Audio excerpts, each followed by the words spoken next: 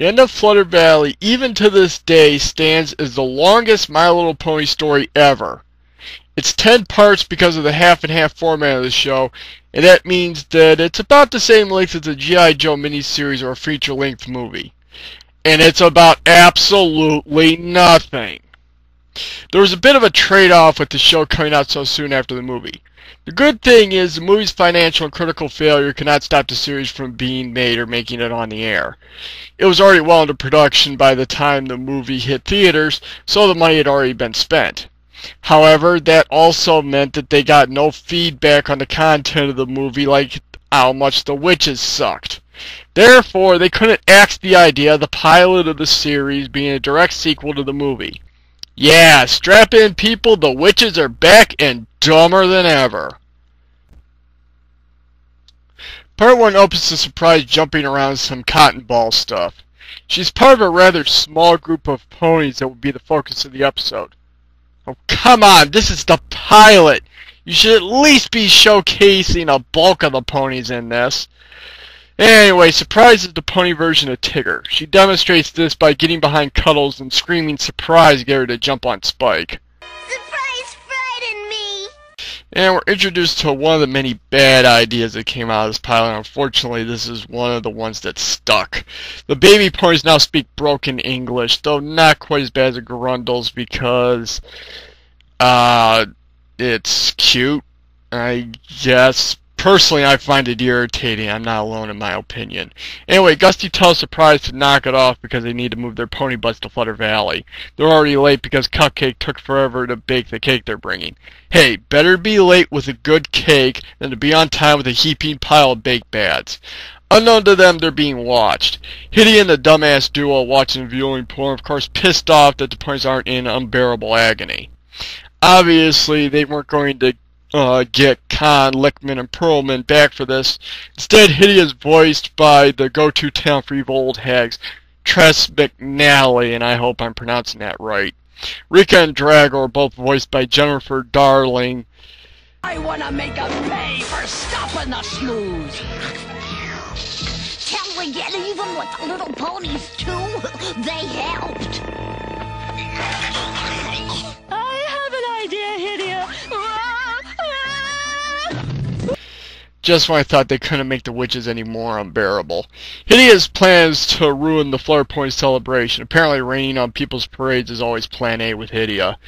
She sends Rika and Drago out to do it and of course leaves them to their own devices on how because she's just as much of an idiot as they are. We also get a funny little scene of Hidia running down to a ledge so that she can rant and fall off, only being saved from the lava by her spoon catching her. Yeah, I'm really scared of you guys now. The idiot duo catches up with the ponies, somehow, and Drago wants to grab them. However, there are more ponies than they have arms, so that won't work. We gotta be clever. We gotta outsmart them. Well, you're screwed, especially when the supposed dumb one can trip you into a mud puddle. Actually, Rika uses the lasso spell and the two rope all the ponies in. Get used to the ponies being completely helpless. It's going to be the going theme the whole episode. Oh, why, George? Why? Instead of all running in the same direction to beat up Rika and Drago on the rough terrain, the Flutter Ponies instead come in to bail them out. They use Utter Flutter to kick up the cotton fluff, which sends Rika and Drago into sneezing fits. The ponies escape, and the morons hide, knowing Hitty is going to be pissed that they once again snatched defeat out of the jaws of victory. In Flutter Valley, Queen Rose Dust is once again brandishing her cabaret feather because, well, she's the queen. She explains how the sun lights their valley. Of course, Rika and Drago are disgusted by this because of the whole what's bad is good and what's good is bad mentality.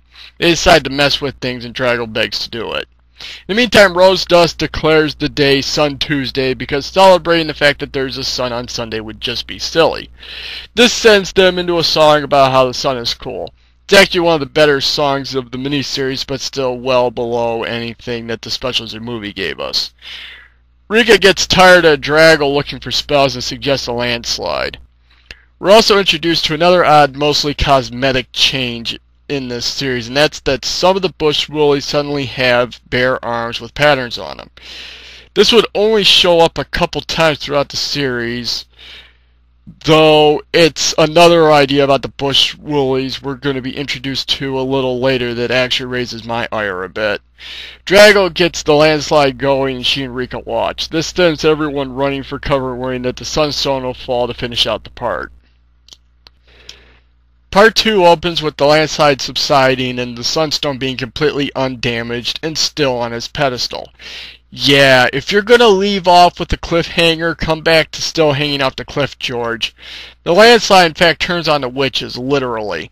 Actually, it's not even a landslide, it's a land pie because that's how Drago heard it. You know, you can't just be as dumb as these two. You honestly have to work at it. They get mud in their face and beat it back to the volcano to the badly animated cheering of the ponies and the others. Honeysuckle wants to chase after them and beat them up. The Bushwoolies agree because, well, they're the Bushwoolies. Morning Glory, however... No, they didn't really mean to harm us. Of course they didn't. That's why they tried to bring a mountain down on you. Honeysuckle, Morning Glory are the red Oni, blue Oni of the Flutter Pony set, and incidentally fit the color scheme. Honeysuckle is a hothead and wants to take action. Morning Glory, on the other hand, is more pacifistic, preferring to believe that nothing really means to harm them. Of course, this is G1 MLP, so everything wants to harm them, and Morning Glory is dangerously naive here. Anyway, the ponies of Bushwoolies decide to leave together since the witches are still on the prowl. Speaking of the witches, Hydia is once again punishing her daughters by making them eat fresh donuts. She's at her wit's end when it comes to dealing with them. So she decides to call a family meeting on how to deal with the ponies and the Flutter Ponies.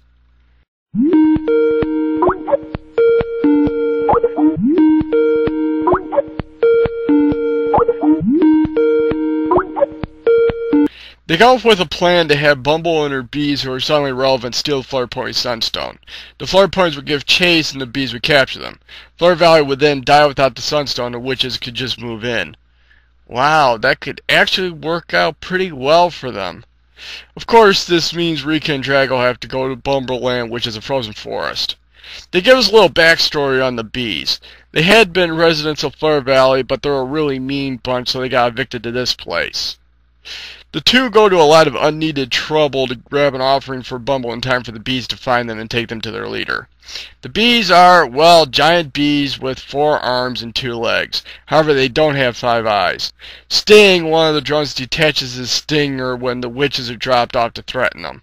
Wow, they weren't lying when they said they were a mean bunch. The queen is Bumble, who is more interested in sucking flowers dry through their stems. Okay, that's not how it works, but whatever. The witches give their proposal for taking the Sunstone. With our help, you can get the Sunstone from Flutter Valley and grow all the flowers you need. The Sunstone? Flutter Valley? The Flutter Ponies? I hate Flutter Ponies! Something tells me you have a problem with the Flutter Ponies. Bumble agrees to their plan and the evil alliance is formed. Meanwhile, the ponies are on their way home and Spike is on the lookout for the witches. Surprise instead comes across creatures far more vile than any witch. Furbobs.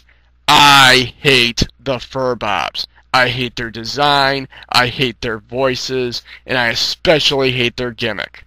The idea is that they always disagree, which is absolutely annoying.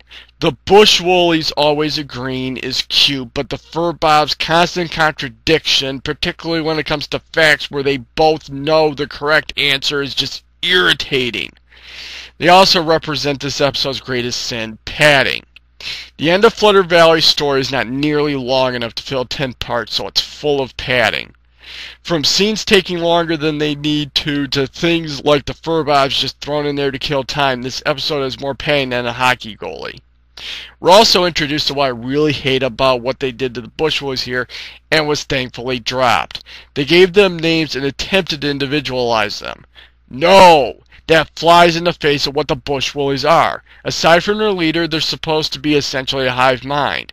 Giving them names and personalities kills that dynamic and removes what essentially defines their species.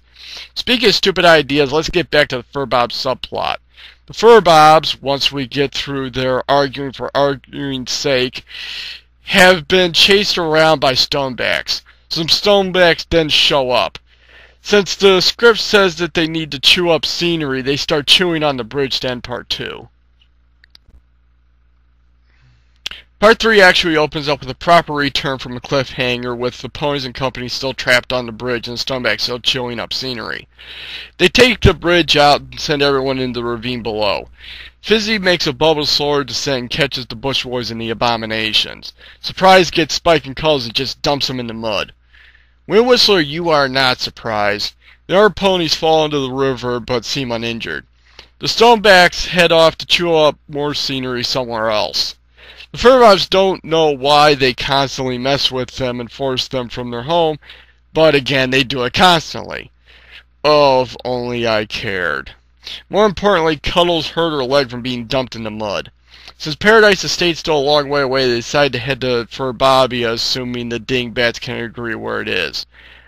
Again, constantly arguing on facts known by both is annoying! In the meantime, Bumble is ready to commit Grand Theft Sunstone. Your swarm ready? They but await my special signal. A special signal? Rika creates a rainbow, which attracts the attention of the Flutter Ponies. However, Honeysuckle rolled a 6 for intelligence this episode and thinks something's up. Proceed after me, swarm.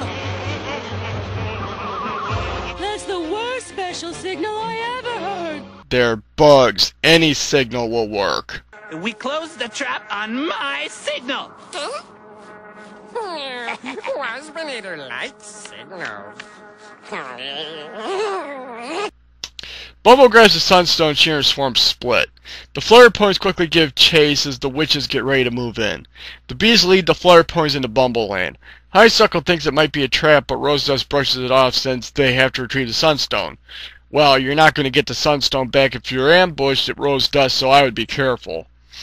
Bumble tells Sting to prepare the honeycombs, but she lands in such a way that her robe covers him to kill more time. The Flutter Ponies fly in despite Honeysuckle's continued warnings. They find the Sunstone, but it's of course a trap as the honeycomb lands over them. So, they're trapped, and get ready for that to be the standard disposition of ponies, Flutter or otherwise, in this episode. Oh, why, George? Why? Bumble, in the meantime, decides to put her newly stolen Sunstone to good use. Back in Flutter Valley, we get more awful singing from the witches as the valley dies. This is Hidea's grand plan. They're going to fart around until the sun sets, when the valley will be too dead to be saved. Yup. They're not going to do anything to the other ponies, now that the Flutter Ponies are trapped. They're just going to literally sit on their asses all day. You suck as villains. The ponies in the meantime are headed to Furbobia when they decide to take a rest. We get a stupid scene where one of the Bush Boys shows how their name, which I'll never use, and is never significant after this episode, works. Yeah, just ignore it. It has absolutely nothing to do with the rest of the series. They then get ready to leave, but the Stonebacks are back. They've had their fill of chewing up scenery, so now they're going to menace the characters. Buttons wonders if they can communicate. Spike decides to try speaking their language.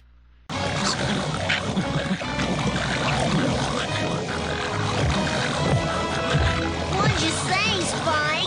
I don't know. Whoops. Let's head back to Bumbleland, which is greening up.